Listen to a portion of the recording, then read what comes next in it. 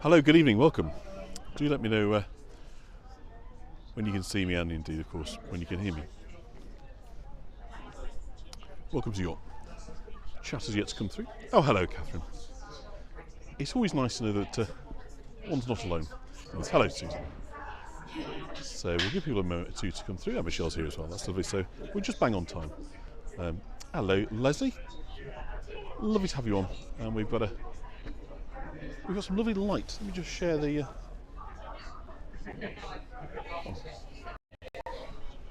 How beautiful that's looking over the side of the tower. Fantastic, Susan, thank you for that. And Catherine B. So we'll just give you another minute just to come through and join us. And hello, Linda. And we'll set up. But isn't that beautiful, that light? I'm just going to walk over so we can just get a little taste of that lovely golden light. The sun setting over the city.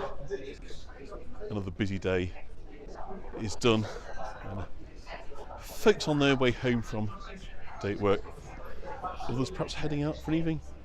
And some, of course, coming here for this annual service of commemoration here at Clifford. Actually, we're in the Cassie Museum again, like last year. We should know about theme because I can feel a spot of rain coming down. So in a few minutes' time, we'll be taking our seats in the museum for the speeches. But I thought I would give us a little kind of primer, hello there, before we kind of sit down, particularly for those that weren't able to join the tour that I did a couple of days ago, which is actually on the anniversary of the massacre itself. I'm not going to retread that. I'm going to encourage you to kind of watch that for yourself. So you'll find that on my YouTube channel, Visit in Yorkshire. But what I would like to do is just give us a little bit of context. Well, very good, thank you. And I want to think about how events that happen on one side of the world can have profound impact on communities that live hundreds, even thousands of miles away.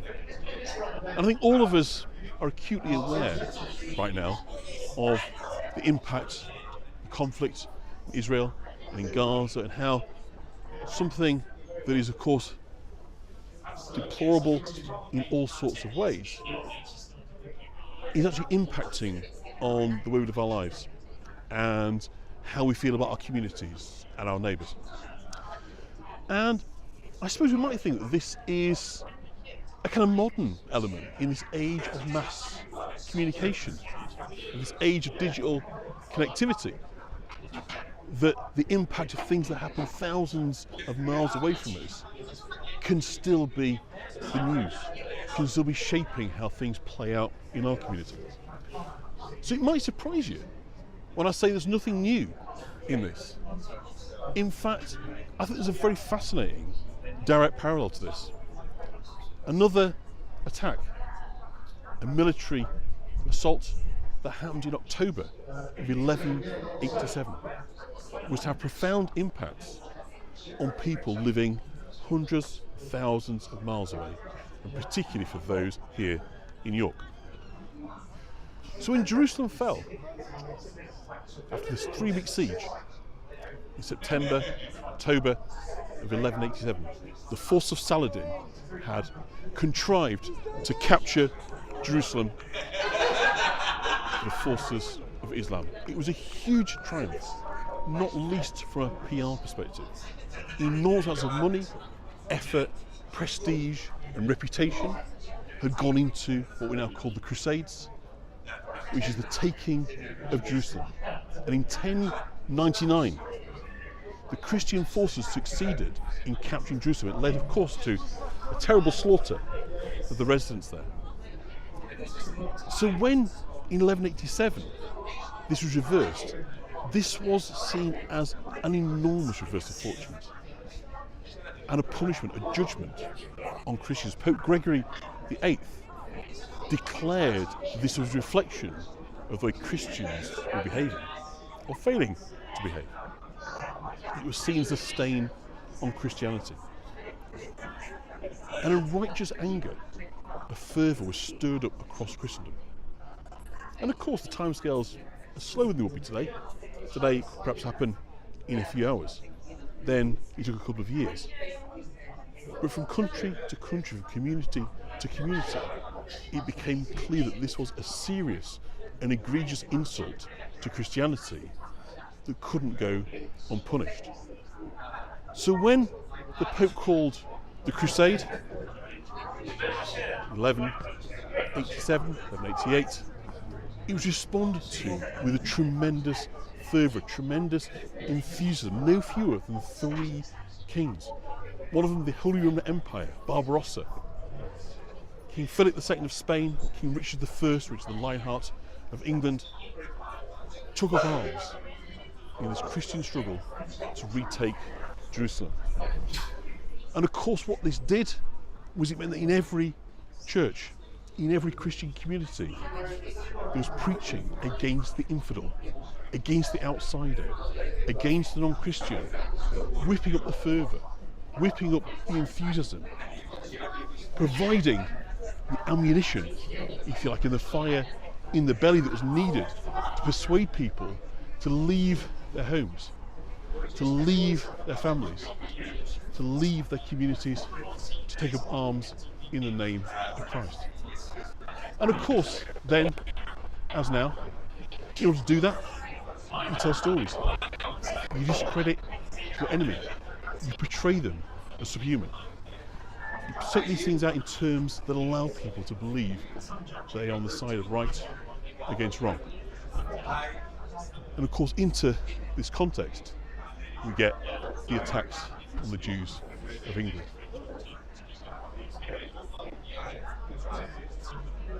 So come 1189, we have the coronation of King Richard I, when he declares the Jews not to be welcome at his coronation. This is a dog whistle. It sends a message to say they might not be Muslims, but they are infidels and they are in our midst. This is a community we can hit back at.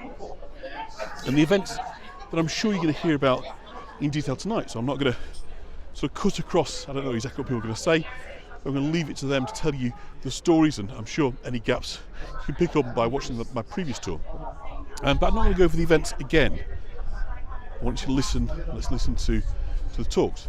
But I think what is clear and what is valuable is for us to recognise there is nothing new in this idea of events that occur, that send out shockwaves and ripples that end in violence, chaos, bloodshed, disorder, enmity, communities being split asunder and as being thrown into hostile, divisive, which side are you on kind of conversations, which of course is to be expected.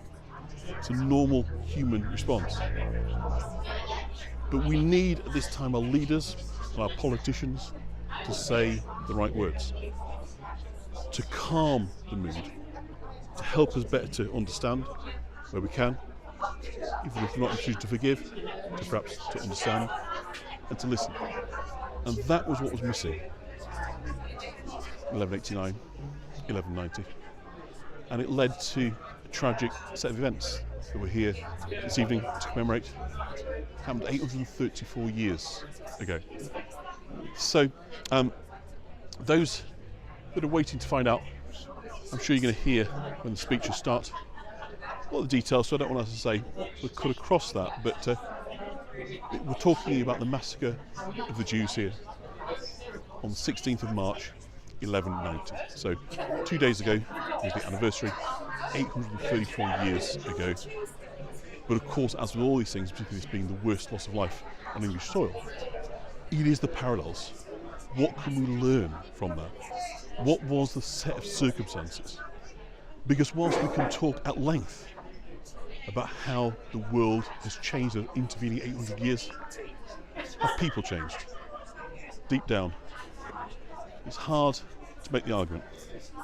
We're still, at times, fearful, We lash out, we point the finger, we blame, we seek protection in our tribes, and we cast others as the enemy. And so I think there's very much a modern context to the events of 1190, very modern parallels. But I'm very proud as a York citizen that I'm able once again to bring you for the third year running this ceremony where the civic party, the leaders of York, make a public proclamation of both the atonement but also a recognition of the power that we have to understand, to share, to learn, to listen.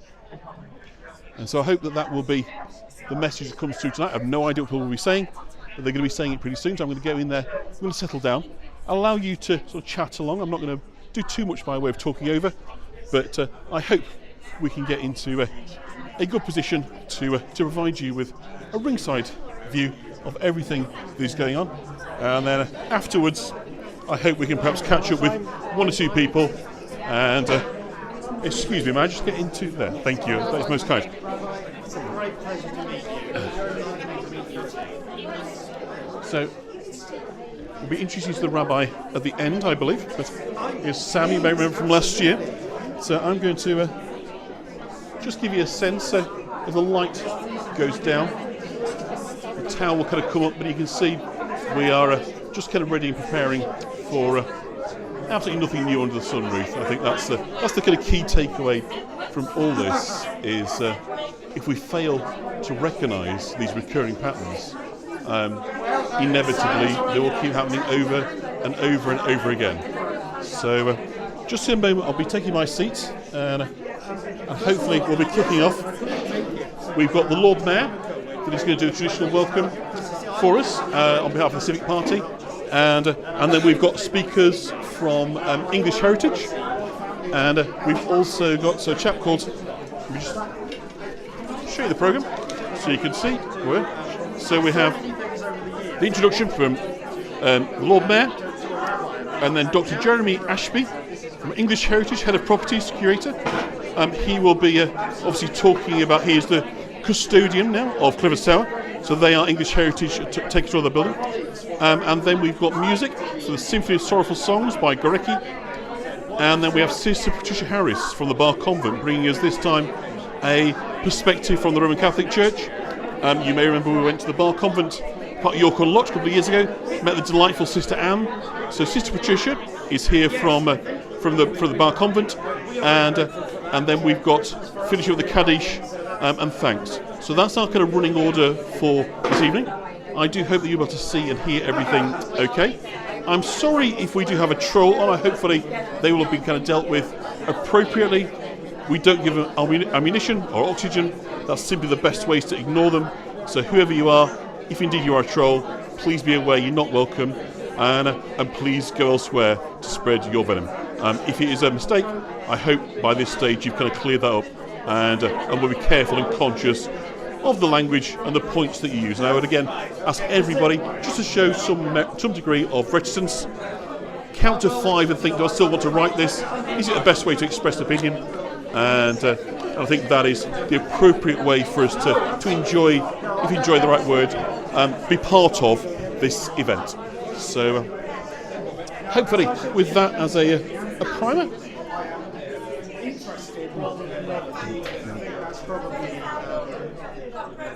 Let me just have a sip. So once we get going, I'll sit down. We've got a good view from where we are, but right now, obviously there's still people mulling around. So the Yorkshire Rabbi, who we hope to talk to a little bit later on, is in front of us. And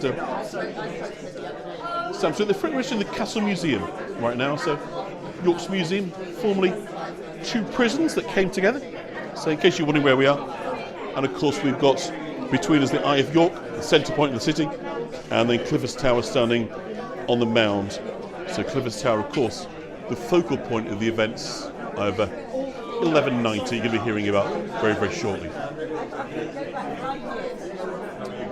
So I think we are, there's no immediate sign of us kind of starting off, so come over with Sam. Are you free?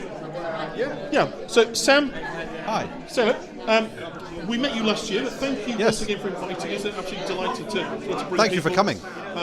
So obviously, as you can see, people sort of chatting away. Over yes. here, we've got people on live. So you're part of the committee, the organising committee. Yes, event. that's right. And basically, what is it that you hope to get from this annual commemoration? So, the Massacre at Clifford's Tower is an important part of York's history, and it's the steering group that organises it is York's Holocaust Memorial Day steering group. So it sits under the council. The council provide the budget for the event, and the connection between Holocaust Memorial and Clifford's Tower commemoration is hopefully clear. So that's why it's the same steering group that organises both of those things. It forms part of our programme every year. As well, it happens in York Yes, as well, so exactly. This complements that, doesn't it? Exactly, it does. This, of course, is unique to York. Most cities around the UK, around the world, don't have a single massacre like this to commemorate. Of course, anti-Semitism is widespread, but most places don't have a particular event from so long ago that stands out so much in the collective memory of the city. So it's a way to bring the principles of Holocaust commemoration home in a way that resonates for people who still live in York today. In a way that, especially in the UK, the Holocaust doesn't necessarily so much, because there's often a feeling that it didn't happen here, but this did happen here. Yeah. So it resonates better with residents of York, and therefore it's a valuable part of the commemoration calendar.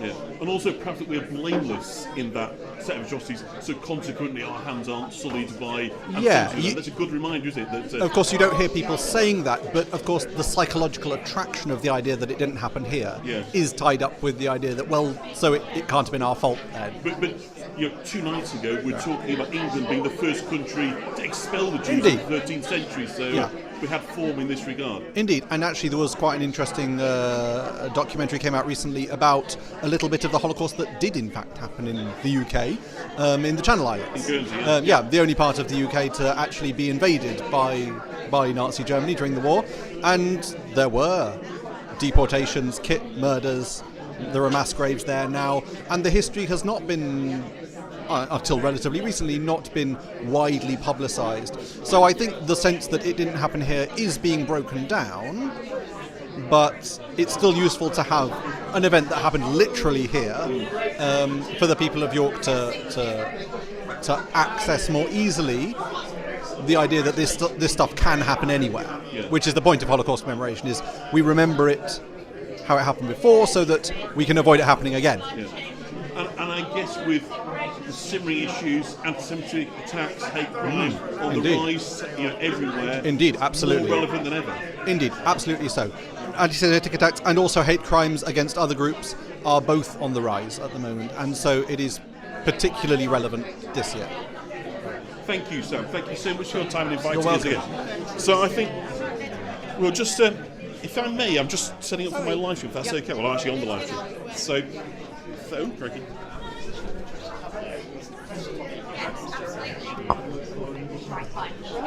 So I'll just tip that up a little bit like that, and hopefully you must let me know on the volumes. But hopefully everything will now go swimmingly, and you'll be able to hear everything. So do let me just give me is the volume all right? I'm just going to stop talking in a minute when this all starts, so it's not only my voice, but obviously we're hoping you're going to pick up and hear the other talkers. So do just let me know if the volume is about right.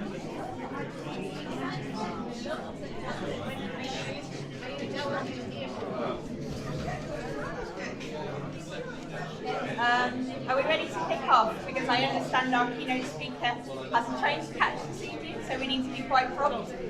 Hello, Pete. How's it going? Yeah.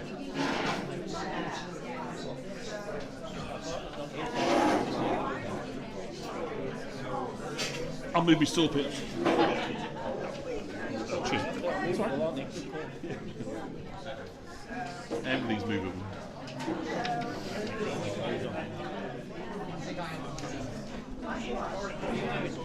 I'm good, but I am live streaming, so we'll have a little chat later if it's alright. Good to see you, mate. Volume's fine. Fantastic. Okay, lovely. So, Laura is about to kick off. So, would you mind just welcoming our Royal Mayor, please? Lord Mayor, Lady Mayoress, Sheriff, Sheriff's Consort, distinguished guests, and to all of you, wherever and whatever community or part of York or beyond, for our guests on the live stream, you are from, welcome to this evening's commemoration to mark and mourn the massacre of the Jews of York at this site in 1190. As in previous years, this marking of that tragedy has been organised by York's Holocaust Memorial Day Steering Group, chaired by Dr. Sam Borin. Those of you who have joined us here before will know that for several years we've marked this event as part of our Holocaust Memorial Day programme. Holocaust Memorial Day is now an established act of commemoration when people from all over the world come together to remember the destruction and devastation caused by the Holocaust and more recent genocides and persecution. This year, York embraced the theme Fragility of Freedom through events that sought to commemorate the past, explore the continued persecutions of the present, and to encourage positive actions that will make a difference in the future. In a moment, I will hand over to the Lord Mayor of York, Reverend Councillor Chris Colwick, to open the event. We will then hear from our keynote speaker. We are very grateful to be able to welcome Dr. Jeremy Ashby, Head Properties Curator from English Heritage, who will speak about the events of 1190 and living with difference. We will also be joined by Sister Patricia Harris from the Bar Convent, who will speak on this year's theme, the Fragility of Freedom, and the English Catholic Post-Reformation experience. Jack Morris of York's Holocaust Memorial Day Steering Group will say the Mourner's Kaddish, a hymn of praise to God found in Jewish prayer services. So can I now welcome Lord Mayor.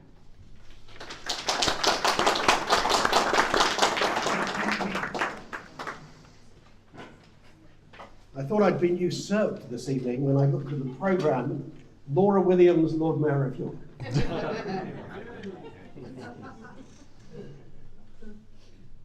Being here this evening and looking at Clifford's Tower, perhaps it's not so hard to imagine the horrific events of the 16th of March 1190, when 150 of the city's residents, members of the Jewish community, fled for their lives and rushed for safety into the royal keep. If we just sit here and half close our eyes, perhaps it's not so difficult to imagine the awful and shocking events of that night. Not so difficult, perhaps, because again today we find ourselves in a society where open prejudice is spreading, and spreading not just in general, but even in the political mainstream. Escalation of hostilities in Israel and Gaza has been accompanied by an increase in both anti-Semitic and anti-Muslim crimes, and hate speech across Europe, around the world, and here in the UK. Not only amplified by social media, but also, worryingly, intensified by the inflammatory speech of some of our political leaders. Clifford's Tower, 16th of March 1190, is an intensely painful reminder and illustration of where anti-Semitism, or for that matter, any form of prejudice or discrimination can lead, and why we must always do everything we can to resist it. On that night, in March 1190, in fear of their lives, members of the Jewish community of the city sought sanctuary in the royal castle. At this time, royal castles were designated places of sanctuary for Jewish communities under threat. So sheltering within Clifford's Tower should have protected the community until the riot could be put down. However, despite the king's protection, it was the sheriff of York at the time who ordered the rioters to attack the castle directly, turning the place of sanctuary into a place of violence and danger. Clifford's Tower, the royal keep, should have been a place of sanctuary and safety. It wasn't. Today, And since 2016, this our wonderful and beautiful city of York prides itself in being a city of sanctuary. Since 2017, a city of human rights. A city which welcomes human rights defenders, a city which offers a place of welcome and safety for all, where communities can live together, enriched by each other's presence, and able to work together for the flourishing and well-being of everyone. Well, that's easily said, but I'm not sure it's always found to be quite as safe, quite as secure as it should be, not always experienced as a place of sanctuary by all our communities. So today it's even more important, surely, that we are mindful of Clifford Tower and of 16th of March 1190 as we return here year by year, just as do the daffodils, the thousands of daffodils that have been planted around the mound of the tower, which bloom every year at this time as memorial, with their flowers strikingly similar to the Star of David. Being a city of human rights, a city of sanctuary, is not a badge, it's certainly not an achievement, but it is a commitment and a collective determination to reject all forms of racism and discrimination, and do all we can as citizens and as political leaders, as faith communities and as faith leaders, to promote the respect and valuing of one another, the very foundations of society. This must and can only begin with ourselves, and this is why it is so important that we are here this evening. Welcome.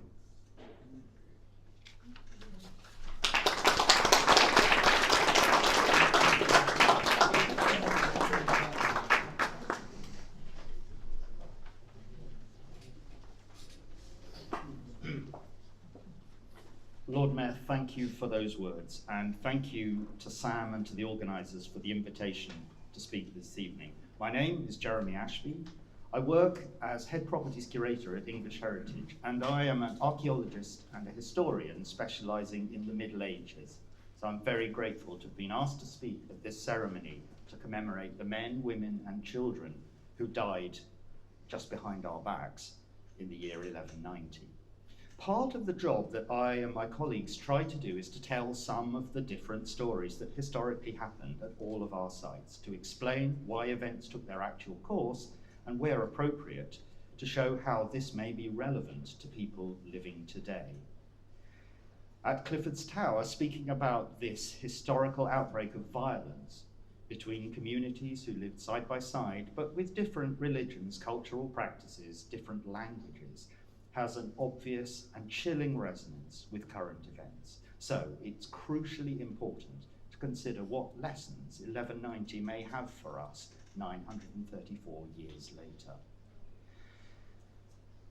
Exactly 50 years ago, this year, the late Professor Barry Dobson at the university, a pioneering historian of medieval Jewish communities, published a very succinct and authoritative description in a pamphlet that must have been read by thousands of people.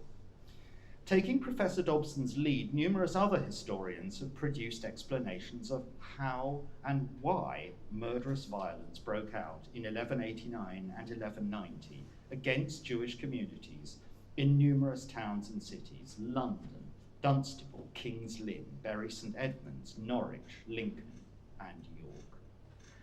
When speaking of how this happened, several of these writers take the line that the violence came almost out of nowhere, sparked off by a fracas at the door of the king's palace on the day of his coronation. But when considering the why, it seems obvious to anyone that for violence to flare up so suddenly and so fiercely, there must have been underlying tensions waiting to be released. And historians have identified and discussed some of these tensions: hardening attitudes to religion over the course of the 12th century, financial pressures, especially around debts owed by Christians to Jewish moneylenders, and the uncontrollable excitement of those who were about to follow King Richard the Lionheart overseas on the crusade, where they expected to fight the perceived enemies of Christianity and recapture Jerusalem. But I think the sources tell another story too, which is even more potent today. Just look at the language they use. Gives us some kind of insight into attitudes, the ways that one group thought about another. The texts, of course, give only a very one-sided picture. The story of what happened to the Jews of York in 1190 is overwhelmingly told from the perspective of Christian priests and monks writing in Latin for the benefit of other Christian priests and monks. And there are 4 different chronicle accounts of the massacre at Clifford's Tower, including one exceptionally detailed narrative of nearly 2,000 words in the Latin original. By contrast, there are far fewer written accounts from a Jewish perspective, in some cases little more than a sentence long. But what these seem to show to me clearly is a situation in which Christians and Jews in 1190 understood very little about each other. Certainly from the Christian side, this incomprehension was linked to suspicion and outright hostility. For example, it's striking when you read these texts that most of the chroniclers wrote simply of the Jews. They made no effort to try to speak of individuals. They spoke of a whole group generally acting in a single way.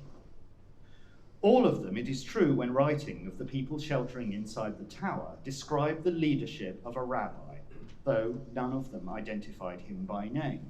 It's the Hebrew text of Rabbi Ephraim ben Yaakov of Bonn that names him as Rabbi Yom Tov, which allows us to understand something of the man, his own story, his immense scholarship, and to read surviving texts that he had written earlier in his life.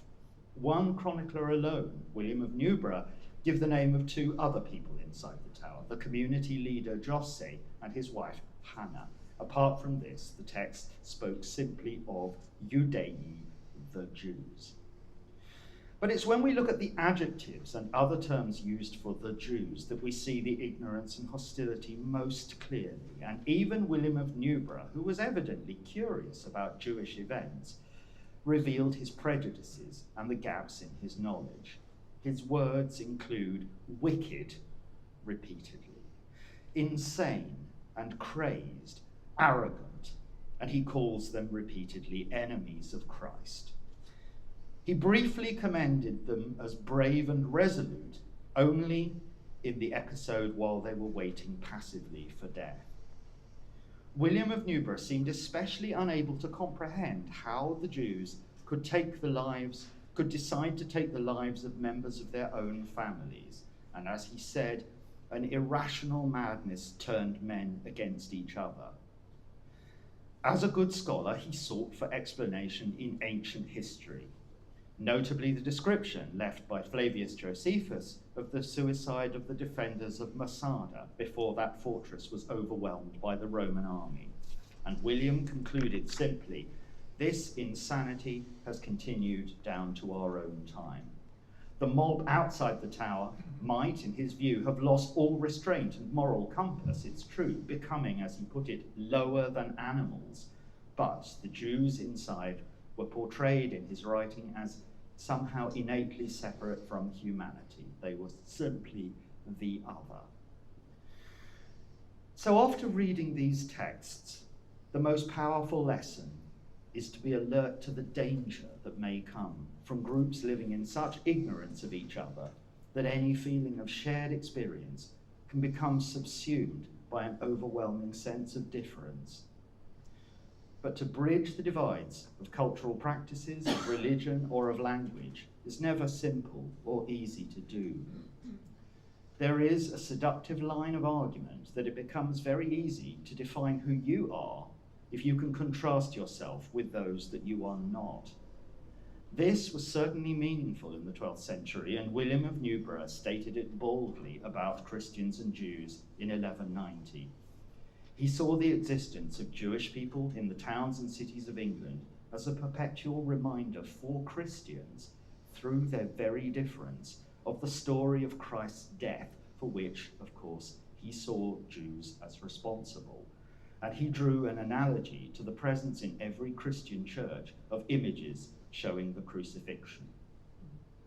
In our own time, we can see clearly the terrible consequences of such incomprehension, mistrust, and eventually hatred, for which the only possible remedy is better knowledge through dialogue, the recognition that the stranger is tied to us by attitudes and experience.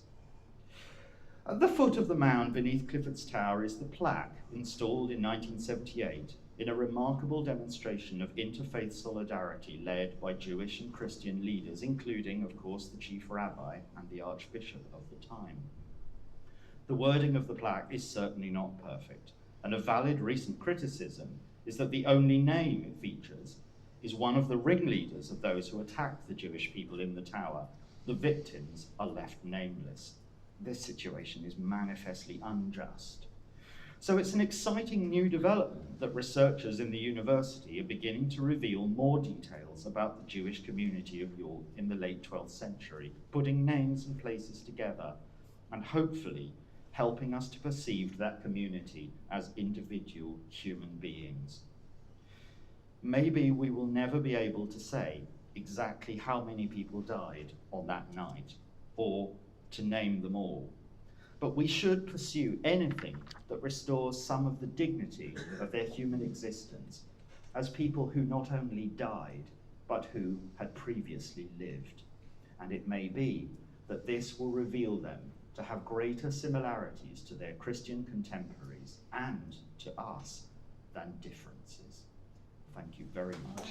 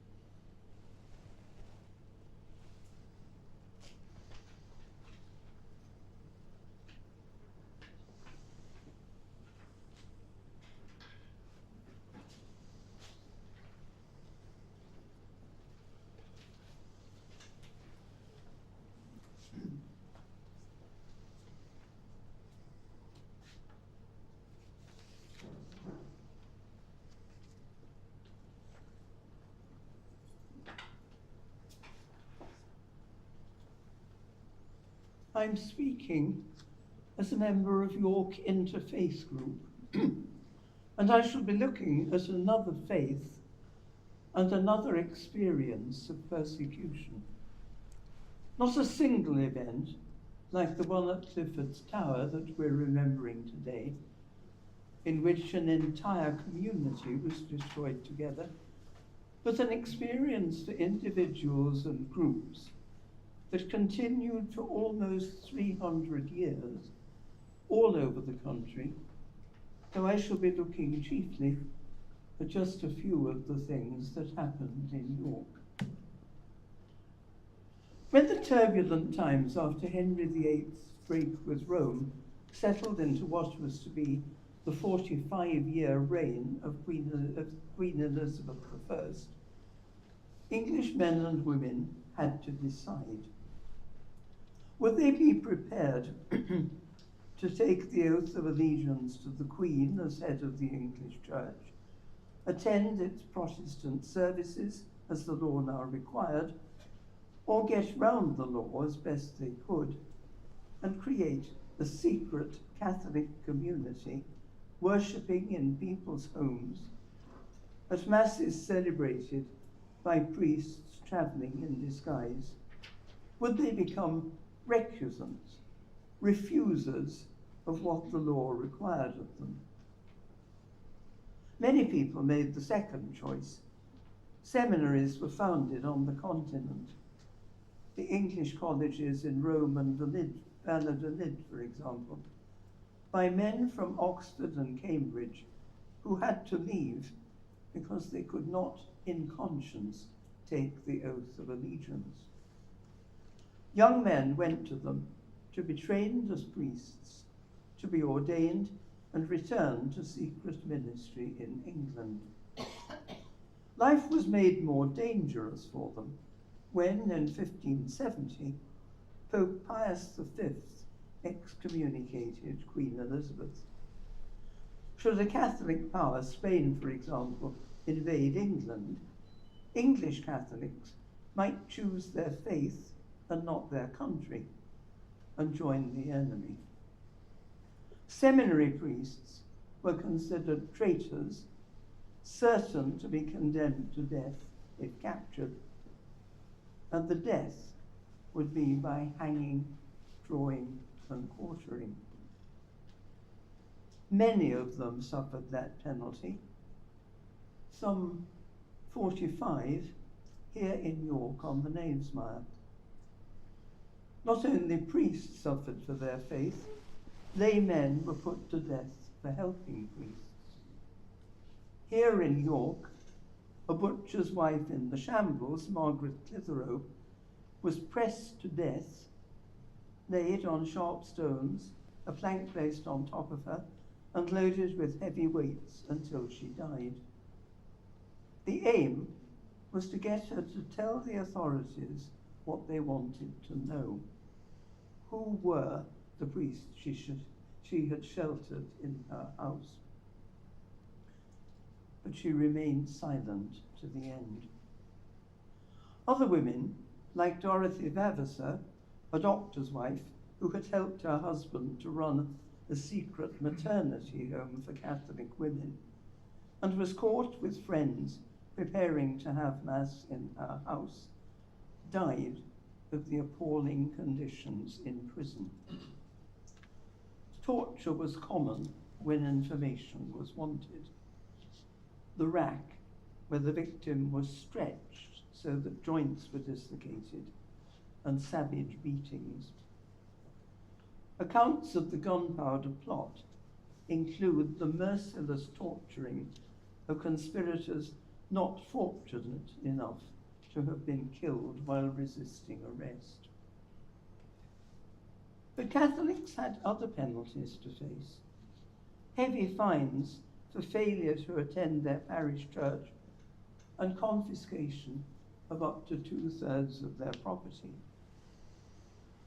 Men were excluded from the universities, the army, and the professions because they refused the oath of allegiance, which in gentry families meant that younger sons who would not inherit had no obvious means of livelihood, and many went abroad more or less as the only option to serve as mercenaries in foreign armies. For all Catholics, there was the constant fear of being victimized, of having false charges made against them. And that persisted into later times, when the worst savagery of the earlier times was past. The background to the founding of the Bar Convent here in York is an example. A Yorkshire gentleman, Sir Thomas Gascoigne, decided with Catholic friends that we must have a school for our daughters. They began to plan. But this was towards the end of Charles II's reign, when there was hysteria about a Catholic succession to the throne. Sir Thomas had dismissed 2 dishonest servants who decided to take their revenge. They went to the authorities and alleged that they had heard him plotting with his friends to kill the king and to found a Catholic nunnery and school. Sir Thomas, his family and friends, and the prospective members of the Sisters of the community as it was to be founded, were all arrested. He was taken to London for trial. Fortunately, so many York people went to testify to Sir Thomas's goodness and the villainy of the accusers that the case was dismissed, and he and the other prisoners were released. But not, sadly, Thomas Thwing, his nephew. Thomas was a seminary priest, and all the laws and penalties were still in force, though it was now almost the end of the 17th century, and it was some years since they had been carried out. He was kept in prison for most of a year, while the authorities tried to find a way round the verdict that eventually that they had to give, the death penalty in all its force.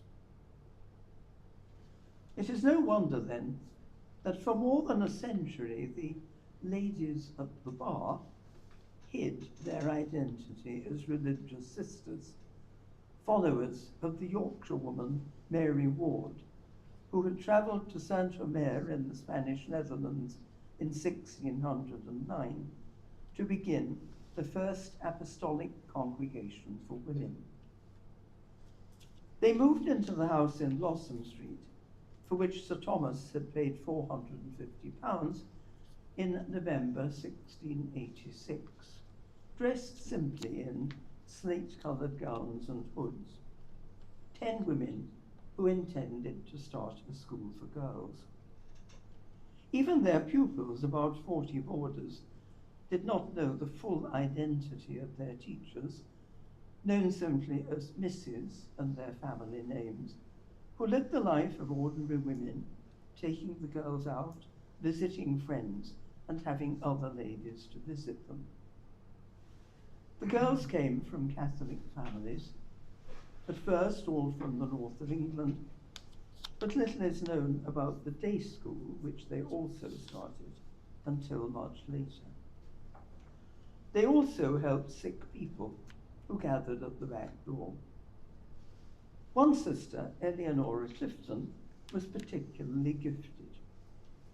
On one occasion, a young man came with a foot almost severed from his body after an accident with a sickle. Carefully, Mrs. Clifton sewed it back on. Some months later, he returned, cap in hand, to offer, as a sign of gratitude, his hand in marriage. She thanked him for the honour he was doing her, but explained that she was already promised to another. Perhaps the story offers some evidence of the community's success in remaining anonymous. They were careful in other ways too. The house had a chapel, was on the first floor. When in 1769 they were able to improve it, they began other building works at the same time, including the Georgian facade, so that the chapel would not be noticed. They built an attic floor and a sloping roof to hide the dome, and provided 8 exits, including a priest's hole. In case of a sudden raid by pursuivants, it would be essential to get everybody out as quickly as possible. But little by little, from the end of the 1770s, the anti-Catholic laws were repealed, public opinion became more tolerant, and by the early 19th century, the sisters were at last free to live their full identity.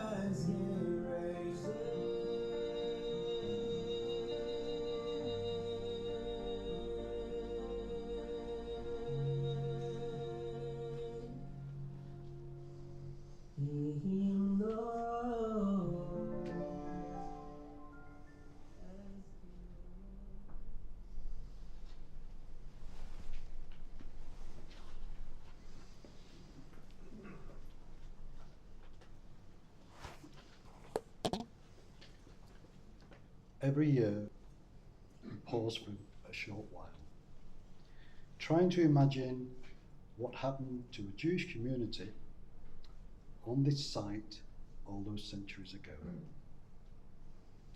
However, during subsequent centuries, a number of other Jewish communities became established in York. All those people, all those customs, all those languages. Sometimes daily, they would recite Kaddish in their many and varied dialects and accents. The origins of this prayer can be found in the Aramaic language. If it is your custom to stand, then please do so.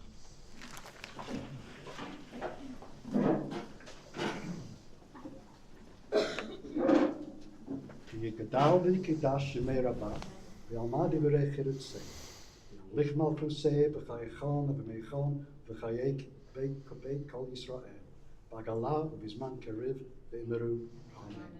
Yehei shemei Rabbah ambarach li'olam v'lamei amaya, yitzbarach yishnabach yipa'ah, yitmormam v'tnatzei v'tadal v'telel v'telal shmei dikudsha v'rechu, le'elam min kol b'richata v'shirata, Tush b'chata v'nechimata, di'amiram v'alma v'imiru, amen. Yehei shalom ha'rabah min shemaya, v'chem aleinu v'al kol Yisrael v'imiru, amen. Osei shalom b'mramav, hu yatzei shalom, aleinu v'al kol Yisrael v'imiru, amen. Please be seated. I now call on Sam Borin as chair of the HMA. Hi everyone, my name is Sam Borin. I chair the steering group which organises this event. I'd like to thank York Museums Trust for hosting us so very kindly tonight, Dr. Jeremy Ashby and Sister Patricia Harris for their speeches, and the Lord Mayor is welcome, and Jack Morris for reading Kaddish. Special thanks also go to Laura and Bianca and the other members of the steering group, without whom this event would not have happened. And also to you all very much for coming. I have one final announcement, which is that the York Civic Trust and the York Liberal Jewish Community are collecting for money for a plaque to mark the location of the 13th century synagogue and House of Aaron of York. There is a basket on the table by the door. If you wish to make a donation, please feel free to do so. Have a good evening.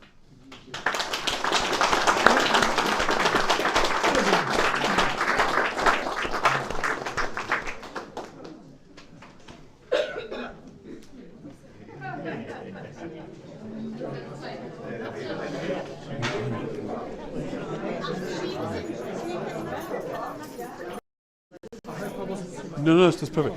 So, thank you everybody for staying the course through that. I am hoping that before we wrap up, we can grab a quick word with somebody who I met a few days ago, who is not Councillor Peter Colbain, a wonderful person, and I'm hoping that in just a moment she'll be free to have a word with us, and that is York's very own rabbi. So I'm just going to, so I'll get her anyway, and we'll just wait until hopefully she's ready to just try and get rid of that Zoom. And so thank you for coming along. I appreciate obviously some of the comments that were kind of made. Interesting, obviously it's going to feed that back into the steering group, but I'd say I think all in all it is a wonderful event that I'm very proud to be able to support in this way and to connect you to what's happening here in York. So I'm just waiting just with somebody, so I'm just hoping in a moment we can just grab a very quick word and meet York's first rabbi in 800 years, I believe. So I think that's worth waiting 800 years for. It's definitely worth waiting a few more minutes for. So Leslie, thank you for joining us. Thank you, Julie, and Ruth and Mel and others, and Poppy that have been on. Obviously, I have no insight into how this is kind of put together and created, no influence on it. So I can certainly feedback some of your sort of comments into the organisers. But I say I'm here simply to film and to share. I'm not a curator in any way of this event, but just give us a minute and hopefully we'll be able to bring to us. So thank you for joining us here in York. And if you haven't already watched it, do look out for the tour I did 2 days ago. That is the sort of the broader history and context that the chap from English Heritage was talking about. So persecution, 200 years of Jewish history in England. So if you're interested, do go along. And obviously Dr. Sam Boren was talking about placing of a synagogue. There's been some really fantastic recent research by the University of York, which is really helping to kind of put names and places and locations of sort of places that are being lost both to geography but also to history, really. And suddenly we're being far more aware of the kind of landscape of the York that the Jews of the 12th and 13th centuries would have known, would have encountered, and so forth. So it's wonderful that is now becoming a real kind of project to put a plaque there. And hopefully we're going to hear in a moment from the rabbi about what is happening really with this community in York. Because, as I say, I certainly didn't have that last year. This is the third year running that I've been able to cover this event. The first year, for those that are with us, we stood out in the wind and rain. We were buffeted by the cruel rain and wind in a gazebo, but it's fantastic. And then last year, as this year, we've been inside, which is altogether, I think, more appropriate, certainly warmer and more comfortable for us all. And I'm just going to hope that we can just grab a word. But just wait a minute. I don't want to push in. There's obviously a lot of people that are wishing to grab a slice, as you might say. So we'll just wait our turn, and I'm sure we will have that opportunity in no time at all.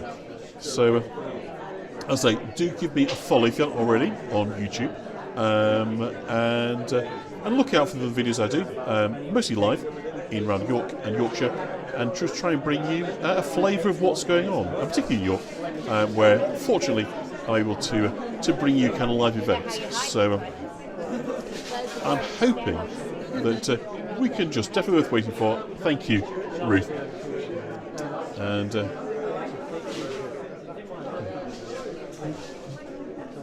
can we say hello? Can we say our little hello now? Can I introduce you? Do you want to hold that? Sure. Do you want me to move over that no, way? I will. Cheers, mate. I'll speak soon. Let's have a coffee soon, Pete. Yeah, let's be like. Let me just flip around. And, should we come over by the window Yeah, so we'll have the tower in the background? Someplace. Excuse me, I'm having a moment of interview. So if you'd like to come over here, Yeah. I'm delighted to introduce to you the Rabbi. I'll let you introduce yourself, Rabbi. I'm Rabbi Elisheva Salamo. I'm really privileged to be the spiritual leader at York Liberal Jewish Community. How wonderful. I mean, I was just saying to our viewers, this is the third time I've been here. The first time we were stood in, lashed in the wind and the rain with the gazebo, thought we were going to get blown away. Last year we were in here. But this year, it really feels like progress. Things are moving along. The community has now got a leader. So tell us a bit about this community that you've moved into. Well, so we were founded 10 years ago by a number of people, some of whom have been here tonight. And it happened because people kept walking around and saying, well, I'm the only Jew in York. And then eventually somebody said, well, there are a lot of only Jews in York, and got people together. And so we are just moving from strength to strength. We have regular services and school for children and a lot of wonderful events. And what's the sort of size of the community then, in terms of the population? We're somewhere between 120 and 160. I'm not quite, we just did a new database, so we're doing quite well. And some of those will be studying at the university, some have been resident here in the city, is that Some right? people at the university, some professors, resident in the city. We actually have a larger catchment. We pull from both the north and the south, people who find our community to be exciting and stimulating, and we're always very open to having new people come if they're exploring Judaism, if they just want to see what it's like to pray with us and to enjoy our events. And of course, this isn't a Yorkshire accent, is it, that we're picking up here? No, not at all. Whereabouts are you from? San Francisco. Wow, that's quite a journey then. Yes, But via Switzerland, I think you told me? Via South Africa and then Switzerland, yes, and here I am. So what do you think of Yorkshire? Oh, Yorkshire's absolutely delightful. You got used to the weather? The weather doesn't bother me. I mean, coming from Switzerland, it's not particularly different. I would say everything is different, you know? The cream tastes richer, the milk tastes different, the butter has a different melting point. Yeah. So, you know, it's something to get used to, but it's just been wonderful and people have been so friendly. And can you, I mean, there's no condition here, can you get decent food? I guess that's going to be the question, isn't it, that people are going to say, if I come to York, can I eat well? Oh, absolutely. There are a few really phenomenal restaurants. I haven't eaten everywhere yet because I work rather hard and I like to cook. Yeah. So it is a lovely place to live and just gorgeous. And really it's about the community. The people are so kind outside of my community, but certainly within my community. And just get sort of slightly more serious again for a minute. Obviously, there hasn't been a rabbi here for many centuries, 800 years, is that the situation? How does that feel then, sort of filling the void, as you might say? And does the time feel right? Oh, Is York ready for this? I think so. I think York is ready to become sort of the northern center for progressive Jewish life. And definitely to have an in-place rabbi right now to help develop that. You know, we can reach all the way up. The closest congregation is in Newcastle. So that's a good ways. We have people who come down. So there's been a big geographical gap for a long time, hasn't there, with this sort of... and so a permanent home is a synagogue. Is that now part of the discussions and the ambitions? Oh, certainly the ambitions. Yeah. And when we do it, I will say, because the ambitions are also mine, God willing, we will be able to do something that is really monumental and meaningful to everybody, not just to the Jewish community, but of course it will be used as our spiritual home. And for those that may be overseas are interested in kind of hearing your progress, is there a newsletter or is there a website, something they can sort of subscribe to keep up to date with what's happening? Absolutely. Go to Jews in York. Jews in York, that's easy to remember, isn't Very it? easy, yes. And I have a blog. You can sign up there to get the newsletter.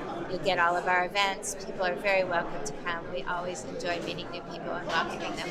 And lastly, obviously bringing it back to 1190. I take it before you took up the position, you were aware of the tragic events that had happened here. Yes.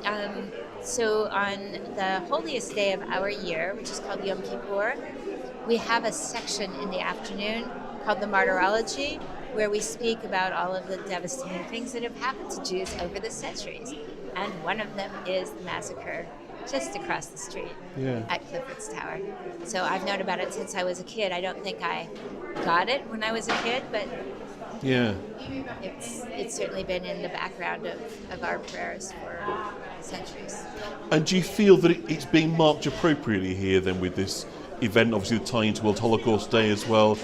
Does it feel that we get it, the history, the importance, the relevance, the contemporary parallels? Definitely. I think it's very important also to hear from Sister Patricia about the persecution of the Catholics, and to be able to look out at Clifford's Tower as we are having this commemoration is really meaningful.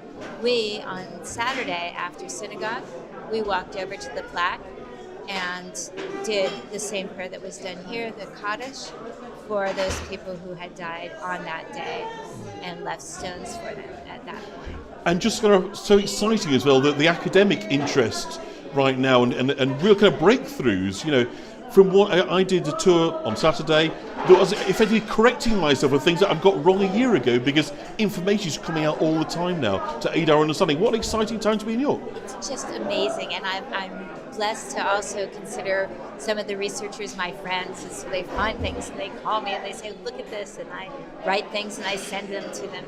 So we're really, I would say we've got probably a dozen people identified in the Jewish community from 1190 at this point, something like that, and a little genealogy. There's a lot of really exciting things going on. And there's something, isn't it, about moving from the nameless to the named. Yes. There's so much resonance, isn't there? Absolutely. And once we understand of men and wives and their domestic situations and where they lived, suddenly that remoteness dissolves, doesn't it? Right. We feel things at a human level, the most powerful level, Yes. I think, of connectivity. And so, you know, you can say, well, I'm like this person, right? I tried to help my community. I stepped out of my comfort zone. I did something that was unusual for me. I gathered together children to protect them. You know, all things that we would think to do under any circumstances as human things. And I think that telling the story more here is one way of connecting others with their own humanity and our shared obligation to truly be kind to one another and to cherish each other. Rabbi, thank you so much for giving your time on this special evening. Thank you much for your doing. It's a great pleasure. Thank you, dear. Wonderful. Thank you so much. Lovely. Thank you. Because my hands are all over paint, so it's stenciling the walls. So there we go, guys. It is a wrap, as they say. Thank you for joining that. I think it was lovely, wasn't it, to hear there from the rabbi. Things are moving on for this community. So hopefully an appropriate and satisfying way to end our time together. So from York, from the commemoration service, I will say good night and thank you. Bye-bye.